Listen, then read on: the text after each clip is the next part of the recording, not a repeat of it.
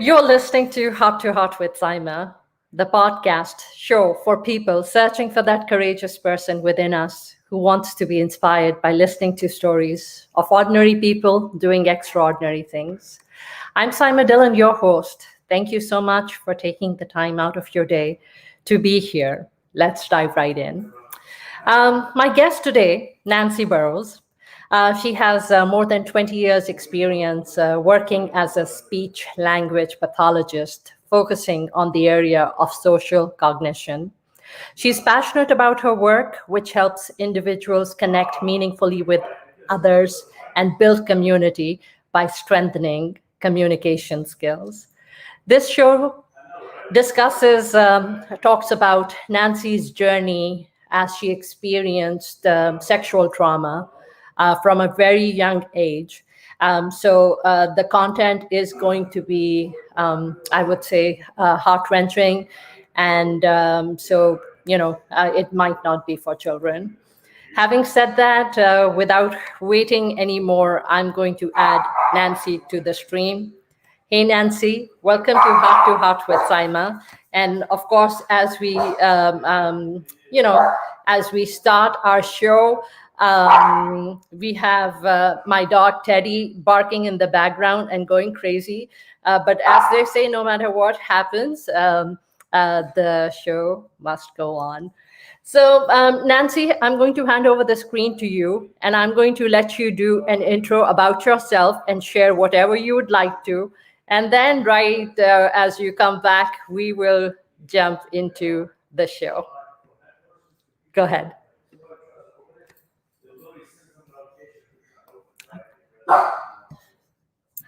Thank you again for having me, and thank you to your audience for being here today. I appreciate it. You've told a bit about my professional life, and really why I'm here, why I'm on LinkedIn, is because I want to share my story, and as you mentioned, of sexual trauma. So I first want to give everyone permission to receive it however they need to receive it. I do not feel judged if you're disgusted, if you're horrified, if you're curious. It's all things that I have felt myself before, but this is new to you. This is my story. I've always lived with it. I was sexually abused by my grandfather until I was 16 years old. And the abuse stopped because somebody reported it to the authorities. I did not know there were laws. I did not know that anything like this could happen. But the secret that I had been guarding so carefully for so many years, the secret that I live with my life depending on, being a secret, was ripped from me, and now everyone knew. So that was, trauma on top of trauma. Very soon after that, I developed anorexia, which I understood and understand now as, a bid to gain control back. It was me hating my body for responding the way it did during the abuse, and it was me wanting to disappear. And, that led, again, I was 20 years old. I confronted my grandfather, and following that, had my first major depressive episode. For me, in my life now, actually, depression is the thing I struggle most with, which is really unfathomable to me, and I think to a lot of people. There was a long period of time in my life where I thought, being someone who experienced sexual trauma was going to be front and center in my life, always. I couldn't imagine it another way. However, I've done the work. It's ugly and excruciating at times, but it has allowed me to come through the other side and be where I am today and follow the path I'm on, which is telling my story so other people don't feel alone. Telling my story so people know what's going on, removing shame, helping to take this topic and bring it to somewhere where we can really do something about it. As I said, my abuse was disclosed when I was 16 years old, and nothing has changed. And I'm 48 now. Nothing has changed since I was 16 years old. The conversations for me and that I want to share today are things around sort of the range of what sexual trauma is, and that we tend to leave men out of the dialogue and the experience. And that, I had very narrowly defined my story as what I went through. And the reality is everyone around me experienced my trauma because of the fact that they had to process and go through it too. And for close family had to see me go through it, which I know from talking to my parents. My mom said there was a point where she was terrified that I wouldn't make it. And I can't imagine as a mother having that be your thought about your daughter as you watch her struggle with something, so big. I want to thank you, Saima, because when we first talked and I shared my story, you said something that I think a lot of people relate with. I had said to you that I have so much gratitude for all of it, for the entire experience, because it has made me who I am.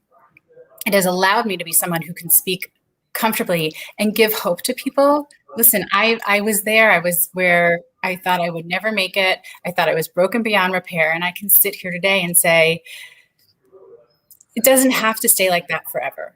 I'm not saying it's easy. I'm not saying it's not without hard work and, some really ugly, snotty moments, but it can be done. And so when I was sharing with you that I have gratitude for it, you said that you can't have gratitude for any of it because that little girl didn't deserve what happened to her. And I think that's something a lot of people relate to when I say that. And what I said to you, and I think is really important, is the little girl inside of me thanks you. And there's a reason that those people get to hold that feeling for me. Because if I were to hold on to that feeling, it would destroy me. So I don't have space for it, but it's not that it's inappropriate, right? No, it shouldn't happen. And that's one of the things hopefully we'll get into today is what can we be doing to keep this from happening? There are so many things I could tell you and talk about. I'm happy to go anywhere. Feel free to ask me questions. I will, Nancy. First of all, it's my honor and my privilege to have you here on my show. I cannot imagine how difficult your journey must have been. But like you said, you have to create, you have to clean it out, and you have to clear that space. You have to clear your path so you can move on in life. As traumatic and as difficult as that journey must have been, I think you are so courageous, because it does take a lot of courage. And these were some ugly, heinous things that happened to you in your journey of life. But hats off to you for being this amazing, courageous woman to go through sexual abuse and to be abused by your grandfather. I think you said from the age of 3 to 16? Yeah, it was about 4 or 5 to 16. 4 or 5 to 16. It's that foundational years of your life where where that must have just become the norm. It must have just become something you're growing up with, where you just did not know any better. But to be able to still find reasoning where you came to the realization that this was actually something wrong which was being done to you. And I know a friend of yours came into your life and helped you. But Nancy, I mean, you should be just so proud of yourself and your courage and your resilience to be able to get up and to not only fight it within you, because it's created so much trauma within you, and to be able to fight, to be able to take a stand. And now, even though you're 48 now, to find that courage to put your voice out there and to put it out there and to take a stand and say, because there's no shortage of people there is no shortage of children who are sexually abused. There's no shortage of boys, girls. I mean, irrespective of the gender, both genders, it's children. To have to go through that and experience that, I think it's the most catastrophic thing for a child to go through. And my heart reaches out to you. Thank you. I do appreciate that. And like I said, I always take that in for the little girl that went through all of it. it is funny. It's something I have had to get better at, is realizing I've always lived with it. So it doesn't feel courageous and it doesn't feel, like something out of the ordinary for me. But I realize in talking to people that while the abuse is not out of the ordinary, my willingness to talk about it openly and honestly is out of the ordinary. And so I am gifted in the fact that the universe has led me here, and I don't have any fear about talking about it openly. I know there's lots of people who still do, who have never said anything, have said things and had family tell them to shut up. It never happened, all sorts of things. Yeah. Put it under the rug because it's such a taboo. I mean, in your situation, we're talking about your grandfather. Yeah. That it just cannot be more taboo than that. I mean, that right there. I think whether it's you, Nancy, or it's myself, I think in life we have to celebrate our small wins. We have to celebrate and the small pieces of the courageous acts, irrespective of, you might feel that this is something you can't see on the other side of the spectrum, like where I'm sitting perhaps, and where I see you as this most amazing, courageous woman, to have the courage to come out of what you went through, because that right there, I mean, not everyone is able to. Right. And I am aware of that. I know that I had the best of a terrible situation. I had family support. I had family that had the means and believed that going to therapy was going to help me. I had full support of everyone around me. And I've said it a couple of times when I speak, I don't know why me. Like, why did I get through it? Why was I a 4-year-old with that kind of grit and resilience, right? I don't have the answer to that, but I know that so many people who experience what I experienced find ways of coping that are not healthy. And often... You're actually, and I'm interrupting you, but you're actually seeing the glass as half full, because yes, the masses are actually going to say, why me? Yeah, I don't have that. Like, why? You're saying that you're looking at the glass being half full, and wow, how amazing is that you actually are thinking that you were that person who had the courage, who was given that courage to be able to come out of this situation. Absolutely. And again, it's who I am, and it's my story that I've lived with. So I appreciate the perspective from the outside of it being brave and it being, me looking at the glass half full. I think a lot of that is why I'm here now, able to speak about this, because like I said, that little girl, 4-year-old, had resilience beyond her years.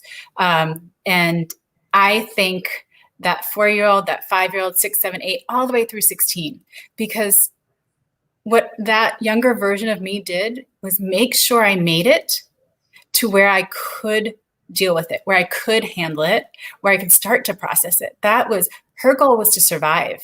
And she did it beautifully. She really did. Yes. Was there a lot? Look at you. You're such an amazing woman. I mean, you have such a positive energy coming out of you. You're all smiles. I mean, I just, you have beautiful energy, Nancy. Thank you. And again, I don't know to do it another way. And this is not to say it isn't without bad days, and it isn't without the tears, and it isn't with the days that it's hard to smile. Going through this, there was a lot of those days. There's a lot of, questioning, like I said, am I broken beyond repair? It was picking myself up and then something hitting me like a ton of bricks and me going like, aren't I strong enough? Like, what is it I'm not learning? What lesson? Just tell me, right? And being so frustrated and at wit's end and feeling like my energy was running out, but I kept going. There was something inside. Again, I'm sorry, Nancy, for interrupting you, but just to shed a different perspective to what you're saying as well, you went through it. I grew up in Pakistan. There's such a fine line between that border getting tipped or tipping over or crossing that line, right, from here to here. I mean, I know that growing up in Pakistan, I had predators all around me. And I'm grateful that I didn't go through anything extreme, but I had predators in the form of my neighbors. I had predators in the form of spouses of my tutors who I would go to their house. And I mean, all this I'm talking about, under the age of 8, 9, 7, 8, 9. So tutors coming over, religious scholars. There was just such a fine line, which basically goes to show between what you have experienced, what I have seen people go through. Awareness is key, because without people stepping up and talking about this most taboo subject, I mean, we are not going to be able to create this awareness, between cousins, between all these different relationships all around us. The predators come in all shapes and forms and relationships. Yes, absolutely. I mean, I don't remember what the latest statistic is, but for a long time it was 1 in 4 women will have experienced. And to me, that's the woman who was willing when she was surveyed to say yes. I experienced that. But to your point, there is a huge range. And where is the line? For me, it's very clearly defined. If something happens that makes you feel uncomfortable, the line has been crossed. The line's been crossed, because I can't tell you were 4 or 5 years old. It's at that age, how does a child realize that something wrong is being done to them? Well, that's the hard part, right? It's a person of authority and respect. They're older than me. It's my grandfather. I don't know what else is going on in other people's homes and lives. Yeah. I don't have many memories of my abuse. The memories I have are all centered around when there was a very high chance of being discovered, someone seeing and finding out. So I don't remember what that 4 or 5-year-old thought or felt. Yeah. Clearly, she didn't tell anyone. So she understood there was something there that you don't talk about, right? And whether or not I thought that it was shameful or not, I knew it wasn't something you talked about. And awareness is absolutely the key. Our willingness to talk about this, to acknowledge it exists, and acknowledge the wide range, right? We need to give people permission for their experience to be valid. Yeah. Right? It doesn't matter, quote unquote, if someone has only exposed themselves to you, but never touched you. Yeah. That's sexual trauma. That's not appropriate from an adult to a child. That's sexual trauma. I've spoken to men who, the 16-year-old hot babysitter, molested them. And it's this, I'm going to say, locker room mentality where like slap them on the back and be like, dude, you got the 16-year-old babysitter. I think that's awesome. That's hot. No, that's a violation. Yeah. And certainly when the messaging is like, you're so lucky, who's going to talk about it? Who's going to talk about it honestly and openly? Or when you talk about it, everyone you can see visibly shies away from the subject. Yeah. It makes them so uncomfortable. They don't want to be there. So part of what I'm doing, and I saw Brian Shulman put it there, is I tell everyone I am the woman who's changing the narrative on sexual abuse. You are. I will be known as the woman who changed the narrative on sexual abuse. And thank you. I believe I am. And I believe it's my purpose and my path to continue doing so. So, me speaking about it is one step. There's a tragic piece to this for me, where when we look at this, we have had the cure the whole time, all along. But people being uncomfortable talking about it, uncomfortable with the subject, has kept us from doing it. How does this work? People will ask me, well, what do I say to my kid? Well, first of all, this is not a sex conversation. That's not what you're talking to your child about. You're talking to your child about their body and their boundaries around their body, and letting them know if something happens, right, and it makes you feel uncomfortable, That's all that matters. It doesn't matter who it was, and it doesn't matter if anyone else would think the same thing. What matters is how you feel. You know, when I used to bathe nieces and nephews, I would always let them know exactly what I was doing. When they were too young to wash themselves, I would say, you know, okay, I'm going to wash your vagina now. Yeah. So they knew it was something that should be, like, it shouldn't be automatic that someone can. Yeah. You know, but they were of an age where they needed, it wasn't going to get done right if somebody didn't do it, but I still let them know. And then when they got older, I would ask them, yeah, you want to do it yourself, or do you want me to help? So that's the first place. If we create, you know, this dialogue where we are talking to kids about this, we're talking to the babysitter when they come over and saying, hey, we talk to our kids about, you know, good touch or bad touch, whatever the words are that you use.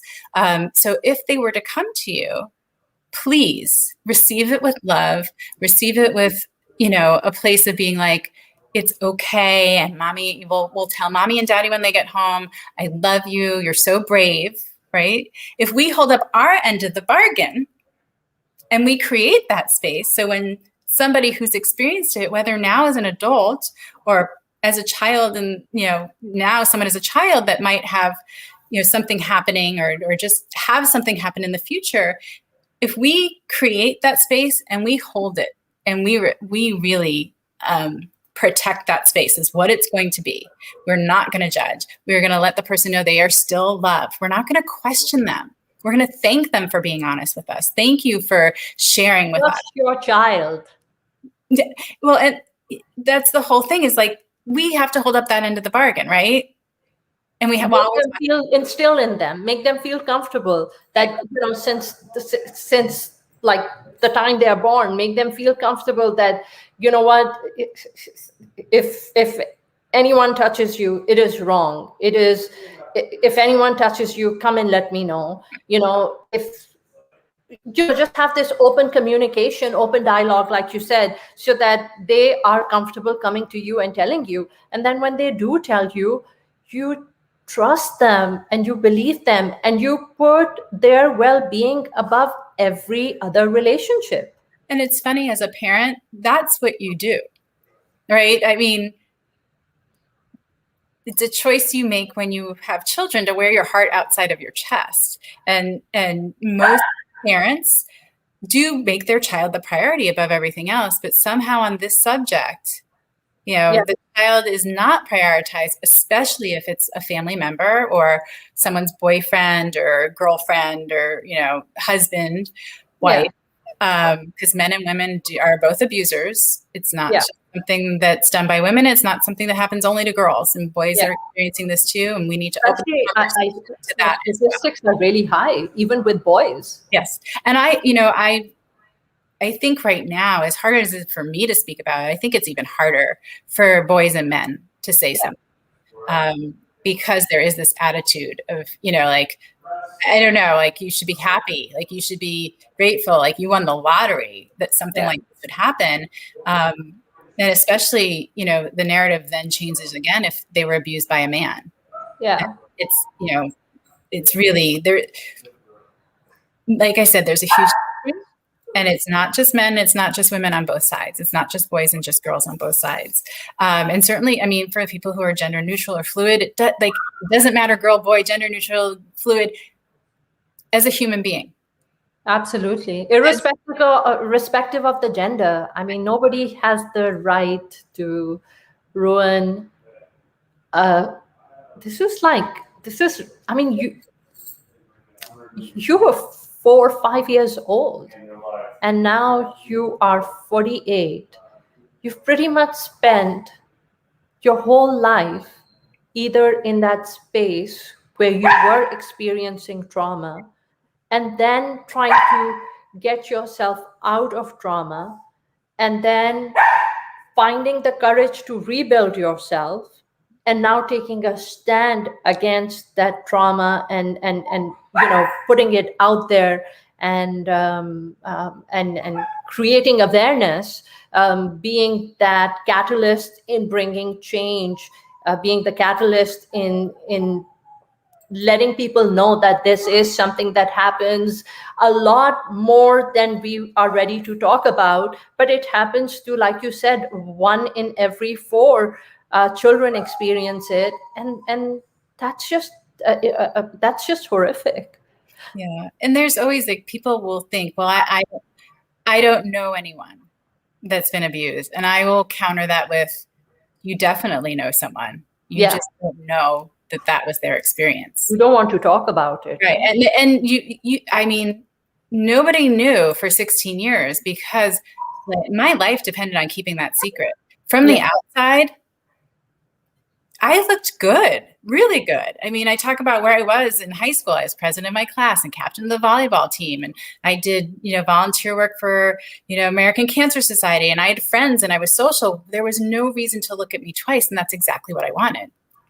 Look, I'm fine. Nobody needs to pay attention to me. So there are people all around us dealing with all sorts of different things, not just sexual trauma. And we come into the world and we look a certain way because that's what we're expected to do.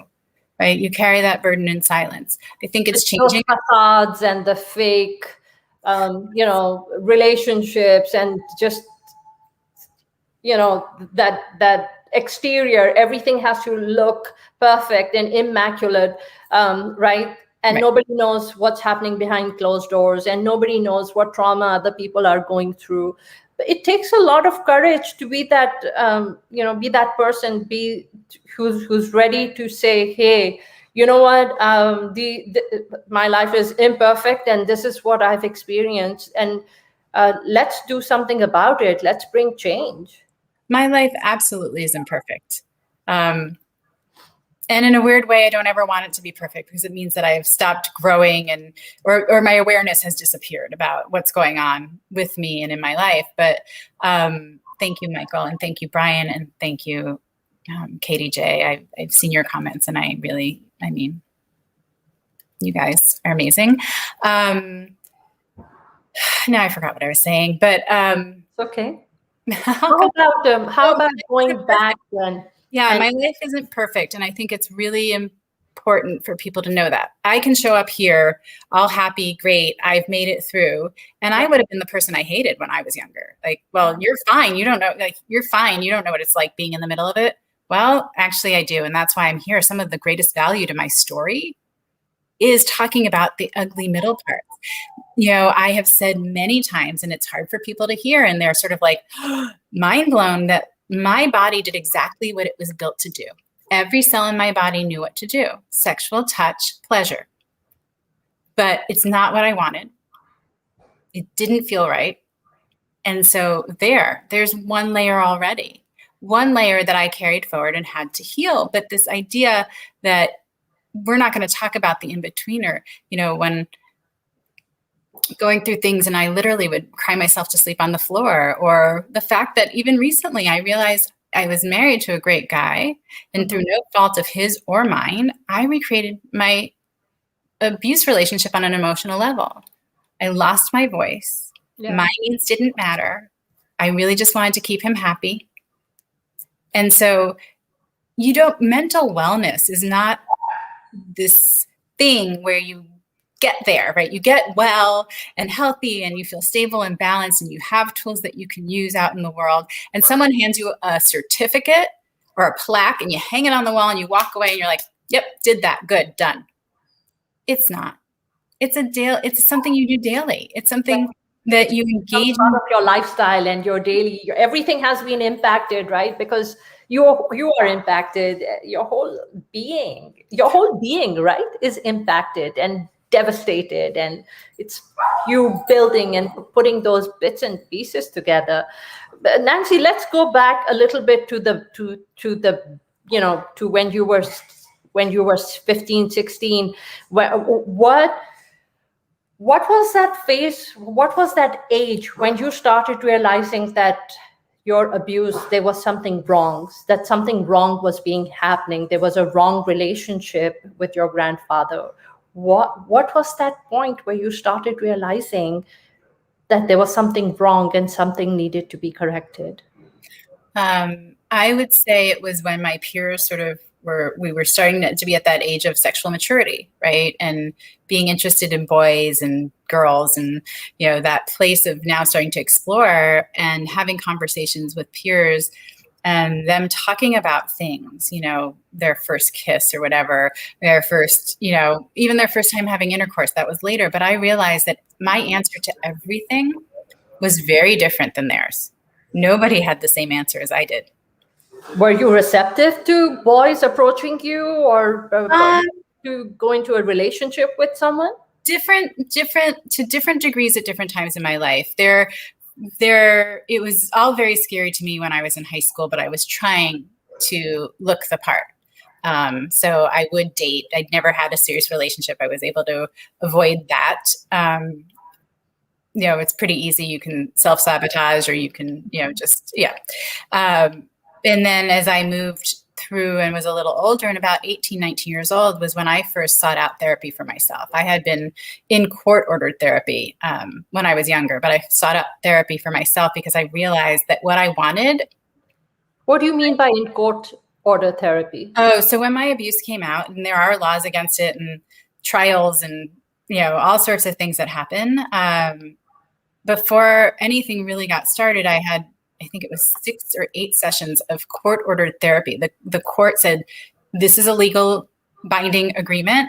She needs to go to 6 sessions of therapy. And I didn't understand it at the time, but that therapist was basically evaluating me to see if I was telling the truth, testify, like what the impact of testifying would do to me. And found out years later that he told my parents that, like, she can't do this. This will destroy her. She's not ready to speak about it. She will seek someone out when she's ready. And so, and is that how it worked? It's actually how it worked. Yeah. When I was 18 years old, 19 years old,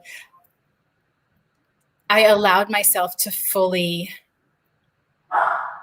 be aware of, accept that what I wanted to create in relationships, with dating and all of that, I didn't know how to. And even farther, like to take it farther, I was incapable. This is what I wanted, but I couldn't. I couldn't go there. And so I became a person who could be very emotionally intimate with someone, but not physically, or physically intimate with someone, but not emotionally. Those two parts took a lot of work to integrate those back into being safe and enjoyable and something that, I could receive and actually be present in. Lots of times the question for me is, well, what about sex now? Well, I have a healthy attitude towards sex and a healthy sex life, which is something, if you would have asked me 16, 20, 25 years old, if that was possible, I would have said, yeah, haha. I would have laughed. I'd like, oh no, that's ever going to happen. Like, how do you fix this? How do you again, broken beyond repair was a phrase that I used a lot in my own head. But lots of work, a lot of tears, a lot of anger, lots of things to reclaim something that was mine in the first place. And that was the other thing, is when this came out, I was not ready for it to come out. And I was a mess. I mean, it was just, everyone around me was a mess. I felt like I had unleashed this on everyone before it was just hurting me, when only I knew. There was a lot in the very beginning parts of it that didn't go away, but I will say the dust settled to a place where I could work on it. It wasn't so volatile anymore and so present and so raw that I couldn't even speak about it. And I've been very lucky. I've had some really good therapists in my life, and I will credit 3 of them with saving my life. And the first one was Suzanne Kilduff. And she was the first person who really taught me that the therapy space is mine to do with whatever I want. Anything I felt was okay. There was no judgment. And literally, that's validation right there for whatever you're experiencing. Whatever you need to talk about is fine. And I'm not walking out. So my experience with her was that the only way I could talk to her about the abuse was if I wasn't looking at her. And so here I am, 18 years old, and I pulled the couch away from the wall and sat behind the couch. So I couldn't see her and she couldn't see me. And that was the first time I was able to start talking about what happened. I didn't even have words. I mean, I remember using slang terms. That was like the closest I could come to saying what had happened. but slowly but surely being able to talk about it. And at some point being able to sit on the couch in front of her and talk about what happened to me openly and honestly without hiding. So that was one. Then I had Dr. Janine Shelby, who just incredible. All these women are talented and incredible. And, she was a trauma specialist, and I'd finally found a trauma specialist who could dig into this differently than just talk therapy. One of the stories I love about her is my automatic thoughts. We spent a session where she took paper and wadded it up. And we sat down and she goes, okay, well, what are the negative thoughts? And I gave her a whole list of them. And we picked a few of them. We picked 3. And she goes, okay, what are our replacement thoughts? We wrote those down. She handed me a book and she said, I'm going to throw these at you. And I'm going to say one of your negative statements. When I do that, you're going to swat it away with the book. It's your protection. And you are going to say the new phrase.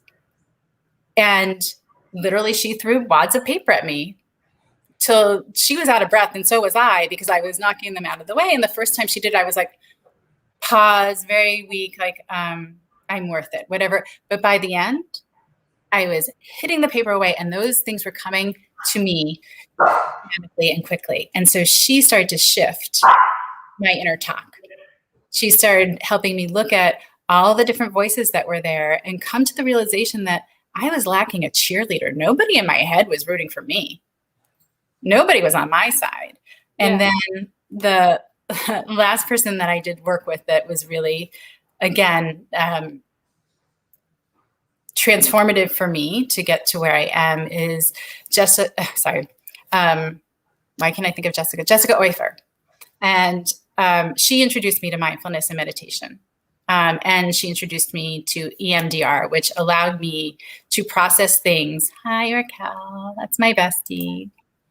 Allowed me to process things that I had totally detached from in my brain. Like I didn't have access to. And it's bilateral stimulation. Put buzzers in your hands. So it's bilateral stimulation of your brain. So that emotional side and that logical side are sort of thrown into each other. Right. And I was able to process things that I didn't know I had there and I didn't have access to. She also, again, therapy space was mine. Her office was across the street from a Dunkin' Donuts. And hopefully there are no children listening, but I was having a particularly shitty day, like really shitty day. And I picked up a dozen donuts and I went to my appointment and she answered the door and I had this box of donuts and I just looked at her and I said, "You're going to eat these with me, bitch." And she looked at me and said, "Did you get chocolate?" Like that was it, right? That I could be this nasty version of myself and it was okay. It was okay to feel all my feelings. And that's very powerful right there, because most people, when, so much life teaches you, right? You're not born with all the knowledge and information, right? And the same thing goes for me. Since I started doing my podcast, just the amazing guests with their journeys and their knowledge, and they've come on my show and just shared so much, and it has, Nancy, it's changed my life. I've learned so much from people, and they've just enriched my life. People like yourself and their journeys and their stories, and it's one of the things that it has taught me is that when you see children in anger or you see people angry, that anger is a manifestation of some internal chaos. They're not just these mad people who are just angry and just, there's something internal. There's something within that they are trying to suppress. So it is being suppressed in that form. It's no mistake that my path brought me to the career that I have. I'm a speech-language pathologist. I help people with communication, find their voice, be able to communicate, be able to connect. And I also know it wasn't a mistake that the area that I worked in, the areas that I have worked in Los Angeles and the different schools are areas where most of our kids walk in the morning having experienced trauma, living in trauma, whether it's food insecurity or housing insecurity, or, there being an abusive parent in the household, or there's so many different pieces, parents being divorced, somebody being in jail. And when kids would act out, my first assumption was not like, here we go again, he's being a jerk or whatever it is. It was like, okay, I know how it feels to be in a body when you're like that. It does not feel good. And nobody, especially a child, would choose that if they had a better way. So my thing would be to come in and say, wow, you're having a really big feeling. I can see that. Like, whoa, kind of thing. And just very calmly be like, I'm here when you're ready. If you want to talk, it's okay. And have things hurled at my head the whole time, or crawl under the table and just be there and let them go through it. And then maybe they don't need a hug. They just need someone to sit there and just ask them, hey, how are you doing? What do you need? What do you need? What can I do? Right. Yeah. And in those moments, I think of Jessica Oifer and my box of donuts, right? Like, yeah. I was able to express my feelings without judgment. Yeah. Repercussion, like, that's the other thing. The system is broken a bit, like, kids act out and there may be a reason for it. And I understand we need some sort of consequence. Yeah. The consequences don't all have to be bad. Here's the consequence to you expressing your feelings. Wow. So proud of you. That was very brave. Now, we need to find a better way to let people know you're feeling angry, because we can't destroy the classroom and we can't hurt our friends. So what we're going to do today is we're going to talk about that. And then at lunch, we're going to go around and clean up, the yard or whatever, pick up the sweatshirts and lunchbox. Sure, there has to be some consequence. Like, yes, this is something we can't do, but why can't the consequence be a positive one that helps that child to learn how to do better the next time? Yeah. My job is not, I'm an educator. My biggest job is to create good humans. If I can participate in creating good humans, I am privileged and blessed beyond anything I could imagine. And that's all we can do, right? We can, like, my show is just about sharing stories of extraordinary people, and just, touching lives wherever possible.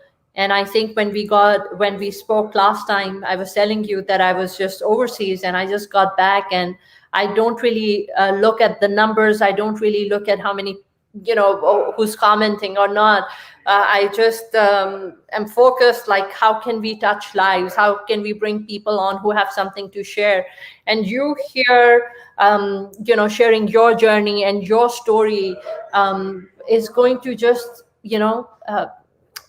impact so many people. Hopefully it gives so many parents that courage that they need to be able to listen to their children. And if they are hearing anger, they are hearing, that the kids are falling apart, then they sit down and they try to figure out what is going wrong with the child, because it's, it's something wrong in their life, which is being manifested in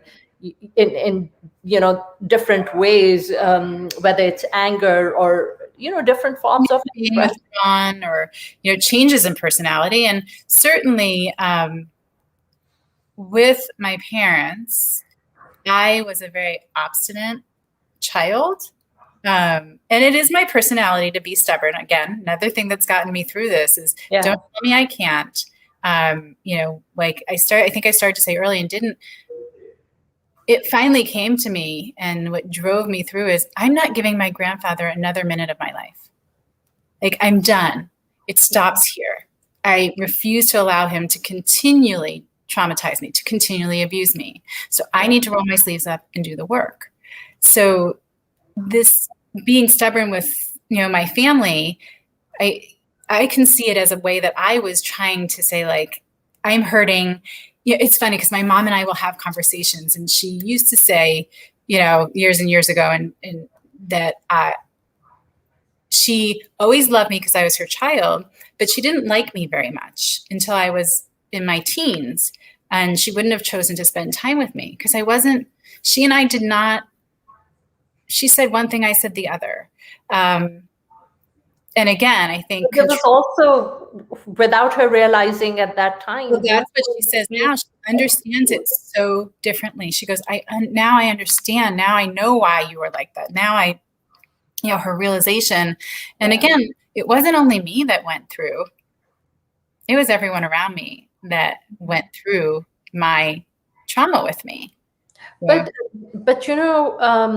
Nancy, when you realized that something was wrong and you had a friend enter your life who told you that, hey, you know what, something is wrong, and hey, you need to tell people about it, or your family, and you went and then you found the courage to share this with your parents, and they supported you. And that also took a lot of courage on their part to stand by their child and to do the right thing. Yeah, and the way it came out was at a summer program. And there were a bunch of girls talking about, different firsts. Again, this is, when you're in your teens, this comes up a lot. And she realized that I had become upset, and she asked me why, and I told her, and she went and told an adult because she knew there was something wrong, that this shouldn't be happening. And I give her a lot of credit, because you don't know how your friend is going to react when you've just exposed their secret.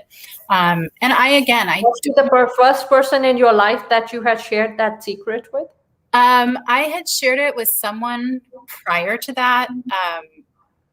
And they responded really, again, beautifully, because I was telling another kid, I'm telling another high school kid, and how that person helped me was I wasn't driving yet at the time.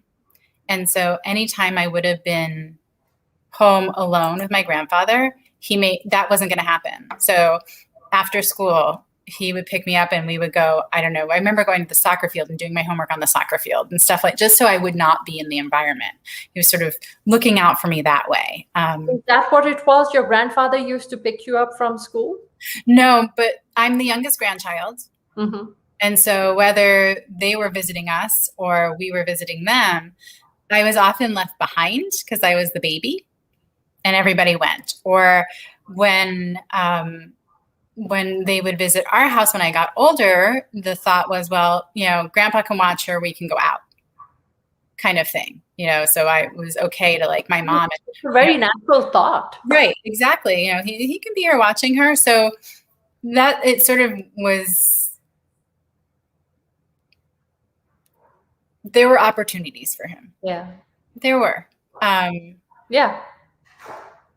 And again, I did a really good job of hiding what was going on with me. So people will say, like, how could your parents not know? Oh, trust me. I'm so good at this game. So good at the game, right? And it was a secret. It was a huge secret that you could not share with anyone. And getting back to your comment about me telling my parents, what happened was this friend shared it with an adult, and they were mandated reporters, which, again, I knew nothing about. I do now, as an educator, know all about it, and know it's my legal obligation to protect a child. It shouldn't have to be my legal obligation, but it is. And so she reported it to the adults. They were mandated reporters, and they had the grace and wisdom to come to me. One of the directors of the program, Moira Kelly, I still remember her name.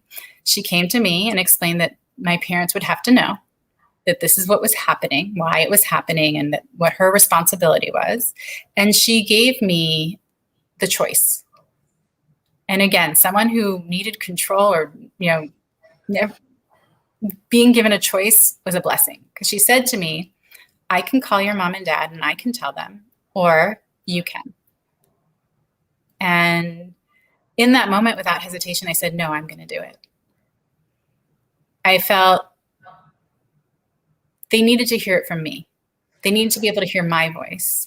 They needed to be able to talk to me and ask me questions. They needed to know, like, am I really okay? Because my core family was safe. My whole childhood wasn't being exposed to abuse, but it happened often enough and for long enough durations that, yes, it was a very deep trauma to heal. But I was happy at this program. I was doing great at this program. I was enjoying it. And my parents had the wherewithal to say, do you want to come home or do you want to stay? And I said, no, I want to stay. I'm having a great time. And so I stayed. That gave them 2 weeks, and they did their homework. They talked to people. I remember they talked to my old principal who gave them, and they got themselves ready, right, for what was to come. And they allowed me to know what was right for me. And they did that at times where I know it had to be excruciating for them to do that and terrifying, but they trusted me to know what I needed. There was one point where I had just disclosed, and because it came out in summer, the Jewish holidays were in September, and my grandparents were due to come up to New York. They lived in Florida, and spend time with us, an extended period of time with us for the Jewish holidays. And they were ready to cancel it all. And I said, no, I'm not ready. I'm not ready for everything to change. I can't handle it. Like nobody, because they're going to ask why, and that major panic inside of me. And so I asked them, and what I was asking of them was huge, to allow them to come. We can do it for a shorter period of time. We can figure out why. We'll tell them it's a shorter period of time. And we had a family discussion. There were locks put on every door, and I was never left alone. Oh my God. And so I know people judge that, like, why would your parents let him back in the house? I can only imagine what I looked like, right? When all this was happening and I wasn't ready, I must have looked a breath away from breaking. And so here were parents who thought they were doing a great job. How right? did you do that? I mean, I can't even fathom how. It was easy. I'd always done it. For them, which is why really the next stage of my discussing my story is to have people who went through it with me. I can represent the voice of someone who's been abused, but my experience is my experience, and everyone has their own. But I can talk about it knowingly and knowledgeably from my experience. But the people around me, the people around other people who are abused, and when it comes out, their voices should be represented as well. What is it like to take the journey with someone? What is that like as a parent, as a friend? Because it's not just about, the person who experienced the trauma. My parents, I mean, yeah, that had to be, I don't know how they got through it. I'm just assuming they did a lot of drinking. And my brother was there to help as well. And we got through it, and we kept it to a shorter amount of time. And I can't remember what, I think we were going to do some remodeling or something. I don't know. But it was a shorter period of time, and I was able to get through it. That was easy for me. Knowing that I was safe, that was fine for me. And it allowed me time to get ready for this to be something that was going to be talked about, be something that I knew was going to decimate relationships, be something that I knew was going to irrevocably change my life again.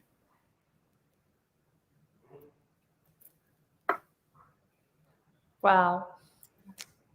So they came and they stayed in your house for a shorter period of time, and they left, and they did not have any idea? Not at that time. So then how? I know that they felt like that we weren't as warm as we had normally been, but no sense of where that was coming from. Now, I can't say that he didn't know. Maybe he thought, right? He knew what was happening. Maybe he thought something, had come out. I don't know how he rationalized it. I can't say. I mean, I did end up confronting my grandfather at one point, and that's a whole nother story. Long and short of it is he took responsibility for one thing that he had done. He said he had done it and took responsibility. And it wasn't something I remembered.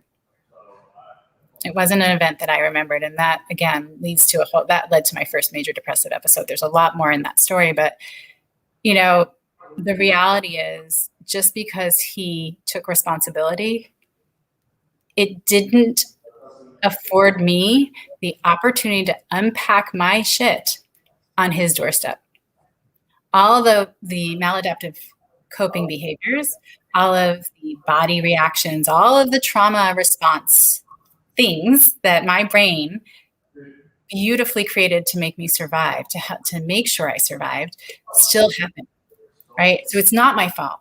I've been through therapy. It's not my fault. You say it's not my fault. And guess what? I'm still carrying it all around. I still have to do the work. I didn't do anything wrong, but somehow, there's where anger came in. Somehow I have to do it. Like, the burden is on you. It's the weight of the weight. Yes. Which is where I came to.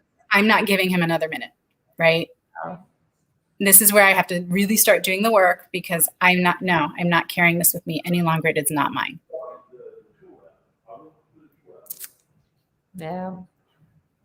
Just leaves you no words, just so traumatic, so much trauma, so much hurt, devastation of life, and especially coming from your grandfather. You are the byproduct. You are the one taking the generation forward, and destroying that individual, that destroying that life. I don't know what to say.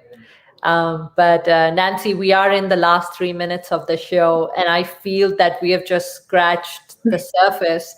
And honestly, I would love to have you back, and we do a part 2 of this, and we do a continuation, so we can literally dig deeper into it. And hopefully maybe at that time Raquel can join us as well. I mean, I would love to, in fact, if someone is listening who is a therapist for trauma, for something, what you have gone through, and they can come and share and kind of help us spread the word and tell people what to look out for, or what coping mechanisms to use, how to help your child, how to help someone who you discover is experiencing sexual trauma, what steps to take. I mean, would love to do a second part of this and bring people on and continue helping you, And I can ask Dr. Janine Shelby, who is the middle person I talked about.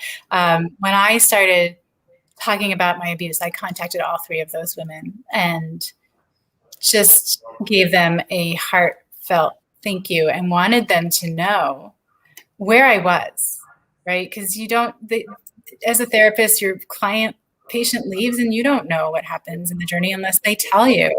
And so I let them all know, and I let them know that I've been asked to write a chapter for a book. Yeah. And what I was focusing on was, finding the 3 people who taught me, how to survive, who just gave me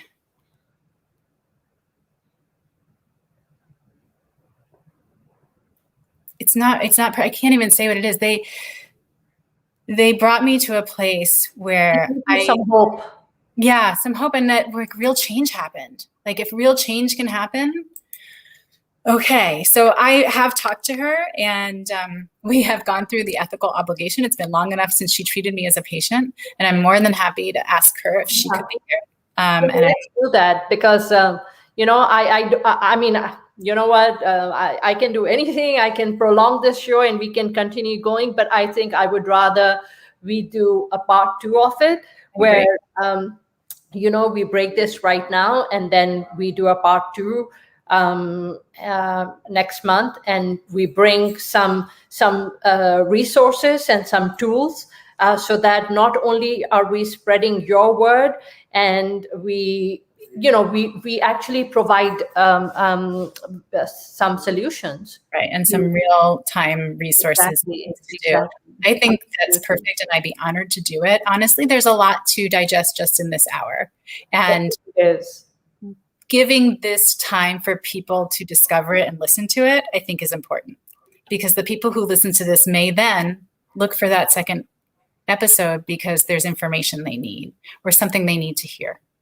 And will you also do this, Nancy, after we are done? The way the subject is for the show, I want to modify it. So we literally, right there, we are not really talking about what you do as a profession and things like that. We want to just put it out there, what your journey has been. So will you modify and just give me some content, so I go in there, and on all the 6 social media platforms where we are streaming right now, I go in and just manually just change it, so that we just bring a lot more awareness to the sexual abuse that is out there, whether it's boys or girls, everyone experiences this, and I think it's just important to bring more light to it and provide solutions and some resources. So it's not just the story, but there's we provide the solution as well. What's the call to action, basically? Like, what is it? Absolutely. So how about I just give you this final minute to say whatever it is that you want to say, and then we will resume part 2 of this show. Sounds great. Thank you.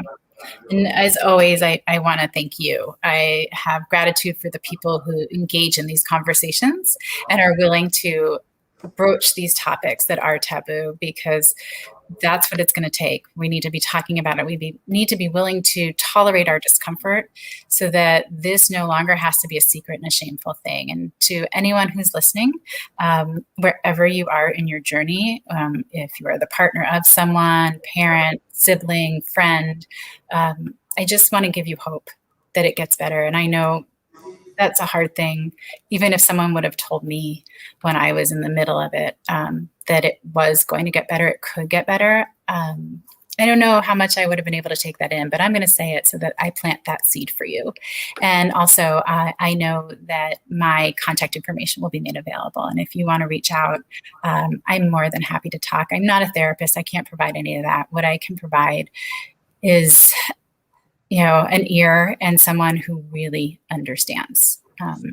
And to me, that's a pretty big thing. It was a big gift to me to talk to people who really, really understood and weren't just, sort of empathizing and supposing. So again, thank you. I appreciate you. I appreciate your audience. I appreciate the love of my community. I saw Bill and Mark and Brian and Kenneth, and I know there were more of you. Sorry, I will get to you all and thank you personally. But this is a perfect example of why speaking is important. Absolutely. And, your voice is literally being streamed all over the world, because that's how my audience in different places, it's all over the world. So it is streaming all over, and, wherever we can touch lives. And Nancy, it's my honor and privilege to have you here, share your story, your difficult journey. And we're going to continue with part 2 of this. So we will work that out. I'm going to remove you from the stream, and I'm going to end the show. So thank you for finding that courage to share your story that can help us change lives. Thank you for amplifying my story and my voice. I appreciate that. You're most welcome, Nancy. So right there, friends, thank you for carving the time out of your day to hear what was shared on today's podcast. If this inspires you to take the next step in your journey, I would love for you to join my email list, which is vip@saimadillon.com, and do connect with me. My profile is Saima Dillon. And of course, if you feel the podcast episode will help someone and help me change lives, just take 30 seconds to just share the link to the podcast in a text or post it on social media. And I'll be so grateful. Until next time, thank you for being here, and take care.